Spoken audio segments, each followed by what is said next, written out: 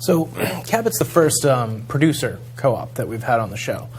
So the farmers are the members. Can you talk a little bit about how democracy works? Like we've mentioned some of the really shifts in the organization. How do the members sort of get to decide those? Sure. Our members have to approve everything of significance in the cooperative. There's certain day-to-day functions that management has, but eventually it all gets approved through our governance. And what we have is we have an overriding board of directors. There's 14 directors that are active dairy farmers that are elected in 14 regions. Each region is approximately anywhere from 50 to maybe 150 dairy farmers in these 14 regions that comprise a total of about 1,200, a little over 1,200 dairy farms. So these people are elected, and they meet at least once a month and oversee the co-op. They hire the general manager of the co-op, who then hires the employees, such as myself, or the people who work at our plants and what have you. But they have a direct responsibility for that. In addition to that, though, we have representatives there's almost 100 of them, of our 1,200 members that are elected in these regions. And in fact, the regions are then broken up into sections. So you get to the point where you have a representative representing about every 12 or 13 dairy farmers. There's one representative. And that representative is a dairy farmer. They don't get paid anything special. They get per diem to cover their costs if they're at a meeting, but they don't get, there's no salaries or other things involved. They do this to help run that cooperative.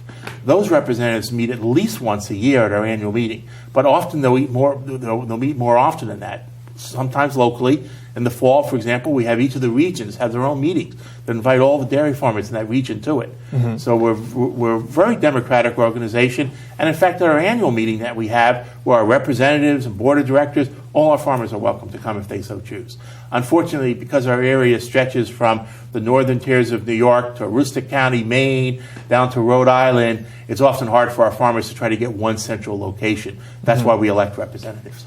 So the representatives who are elected, does it tend to be, do people tend to sort of keep that role, or does it tend to rotate? Because, if it's, on the one hand, people, who are in that role, if they have experience, that experience maybe makes them better at it. But on the other hand, it's, it's, as you mentioned, an unpaid sort of burden for someone who has a full-time gig. So, how does that generally play out? Most of our representatives will stay on for a certain period of time. You have to have a farm where you can get off the farm to represent things. Cows have to be milked every day. So if you're a sole operator, it's going to be very difficult to be a representative. Okay, we try to have our meetings in the middle of the day, the local meetings, so they can get to those meetings, at least to partake in the governance. Mm-hmm. But you have to have a farm usually where there's other people, like other family members on the farm that could take over for you. And then you have to have an interest. A lot of farmers aren't necessarily interested in that aspect of their lives. And most of our farms also tend to be very community involved, whether they're on, they're EMTs and rescue squads or fire departments. They're very community oriented. So you have to say, do I want to spend a block of my time for a cooperative? So you have certain people who are willing to do that. Not every member will do that. So most of them stay on for a period of time because they do have that expertise.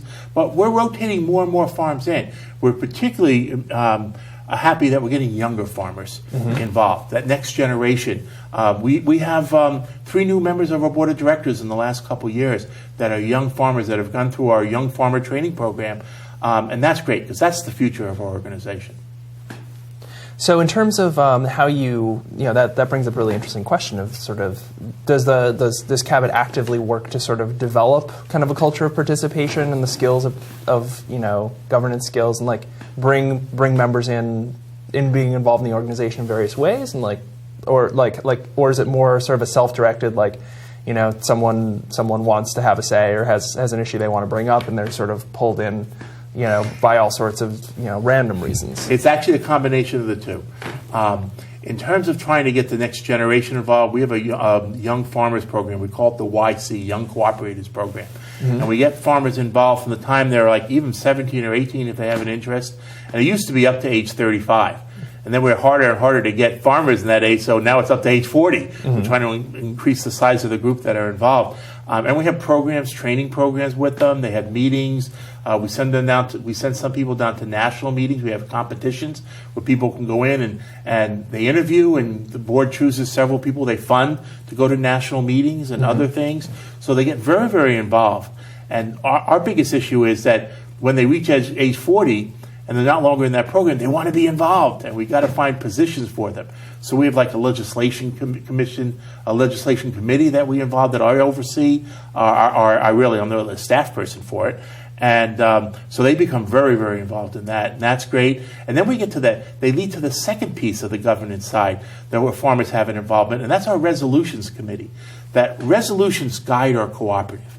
And every year, the farmers who are elected have to approve those resolutions, whether they're existing resolutions or whether they're new resolutions that guide our cooperative. Well, when you say, can you unpack a little bit what you mean by resolution? Okay, a resolution is whereas it might be worded such as this. Whereas milk producers milk prices have been very volatile in a roller coaster type pattern, we need to develop safety nets for dairy farmers to assist them in times of low milk prices.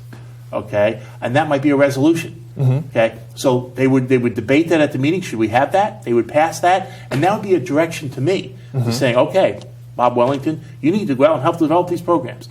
Now, I've been fortunate. For my 24 years, that was the resolution from the time I started, and that's been one of my goals. But we have, 60 or 70 resolutions or more. They deal with all aspects of the environment, whether it's our integrity in terms of marketing, the qualities of our product, how we run our organization.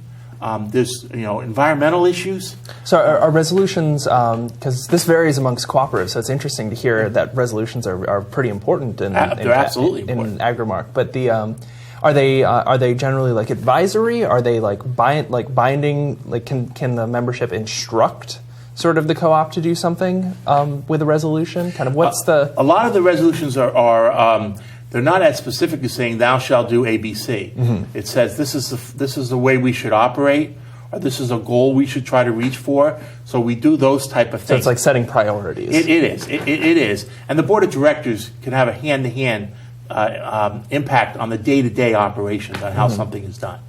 But a resolution could be very specific if members want it to be specific. But they also know that since they only get together once a year to consider them and circumstances change, that there usually has to be some flexibility, whether it be for the board of directors with that flexibility or for staff as myself. But when someone says to me, how does Agrimark stand on this issue? How do your members stand? I look back at our resolution and say, this is how we stand. And that makes it clear. So there's no debating it. I don't make policy for the cooperative. My boss doesn't make policy for the cooperative. The members make the policy. That's a really interesting dynamic there for members to really have a direct say in how the cooperative is run. You don't normally. That's not something you see in every cooperative. Yeah, certainly not. But so one other thing, kind of, if given that those are very important in guiding kind of where your energies go, is it the sort of thing where it's voted on kind of like in person, Robert's Rules of Order type thing, or for resolutions, is there like an absentee ballot process for farmers who can't get to the annual meeting? How does that work? Well, they elect a resolutions committee member at their regional meetings. Okay, and that represents them on the resolutions committee to talk about all of it. Okay, but when we get to the annual meeting, all of those 100 representatives that are elected, they can bring forth a resolution, and nothing is ever closed. Okay, you can bring it forth at any time. Of course, at that point, you have to have a majority to vote to consider the resolution. Right. If you do it the resolutions committee route, then it's just the resolutions. Okay? And there are certain resolutions that are directing like co-op management to do something. Okay? When that comes through the channels, often we as management will say, you don't need to give us a resolution, we're going to do it. And so we get back to that member saying, instead of having a resolution, we're going to tell you we're going to do it. It's become part of management policy. And so there's different ways we can address it. But if they still want to have that resolution, they can do it. But it is done by Robert's Rules of Orders. Okay, that can be challenging at times when you have 100 people involved. But our dairy farmers are they're very familiar with governance.